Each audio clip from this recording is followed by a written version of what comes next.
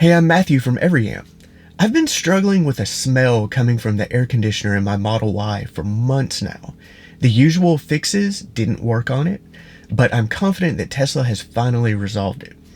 I just wanted to get this out there for anyone who's having a similar frustrating experience, so hopefully they can get theirs fixed too. If you haven't experienced it for yourself, by now you've probably heard that Teslas seem to be prone to getting this vinegar-like smell coming from the air conditioner. It can usually be resolved by changing the filters and cleaning the evaporator with something like this. But one of my most watched YouTube videos goes over how to do this filter change and evaporator cleaning. So I know plenty of people have had to do it, and probably plenty more have just paid Tesla to do it. Now, Teslas certainly aren't the only vehicles that suffer from this. I've had it in other vehicles I've owned. But they seem to be particularly prone to it. And it may be because they have a unique cabin overheat protection feature where you can actually run the air conditioner when the car is just parked. And maybe that creates that humid, moist environment that this bacteria likes to grow in. And you just don't see that as much in vehicles that don't have that feature. In any case, I've had a Model 3 for over 3 years now, and I've only had to do this cleaning twice. But in our Model Y, at just over a year old, I've personally cleaned it 4 times, and I finally paid Tesla to clean it a 5th time. And every time the smell would come back within a few weeks, and it never seemed to be completely gone. I tried different brands of cleaners. I did the kool-it that Tesla uses, and it's very popular, but I actually prefer this DWD-2 unscented. I like the smell of it better. It's more of like a starch smell than a minty smell like the kool-it. And I feel like there's more product in the can. Where the kool-it, I always felt like I was running out before I even had that evaporator box full. The DWD-2 would pour out and I still had some left. Now, one difference for sure between this Model Y and my Model 3 is the Model Y now comes with a heat pump, where the older Model 3 just had resistive heaters. So I thought maybe that is what is causing this. Maybe that resistive heater in the older Model 3, maybe it gets hotter and that kills off that bacteria.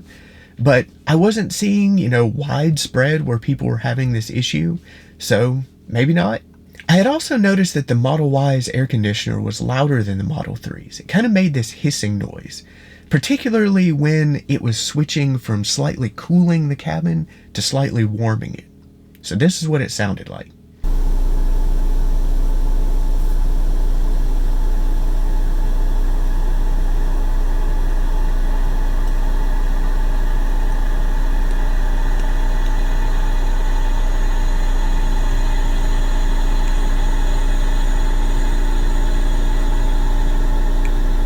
This was happening for as long as we had the car, so I just kind of contributed it to it being the heat pump. It was happening when it was heating the car.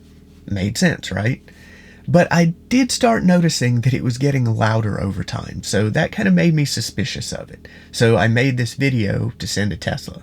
But then we had 2 instances of the air conditioner not cooling on hot days. I usually keep it set to auto, so that means it will ramp up that cooling fan as the temperature goes up in the car.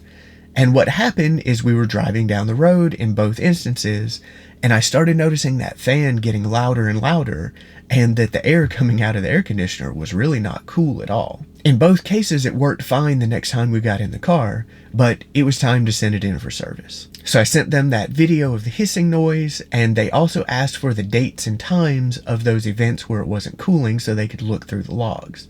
Even before they looked at it, they told me they had a service bulletin out on the air conditioner for those Model Ys, and that was where they were going to start. So ultimately, here's what they did. For the service bulletin, they replaced 2 high pressure and 1 low pressure sensor. And they also found a refrigerant leak. So they replaced that line and they topped off the refrigerant. Neither of us was really confident that those fixes had anything to do with that smell. But here we are over a month after those fixes and over 2 months since the last evaporator cleaning, and the smell is completely gone. I've had no more of that hissing, I've had no more events where it didn't cool, so it appears that it has worked. Of course, Tesla did the repairs under warranty, so there was no charge there, though I did spend several $100s in filters and cleaning products, and then paying them to clean that evaporator to try to get rid of that smell. So I'm really thankful to be done with that. So moral of the story, if you're having any of those issues, a smell that just won't go away, hissing sounds, or especially if you have any loss of cooling, hopefully these things will help you know what to talk to Tesla about to get these similar fixes. So that's about it. I hope this has been helpful. If you have any questions or comments, leave them in the comments section. Thanks for watching.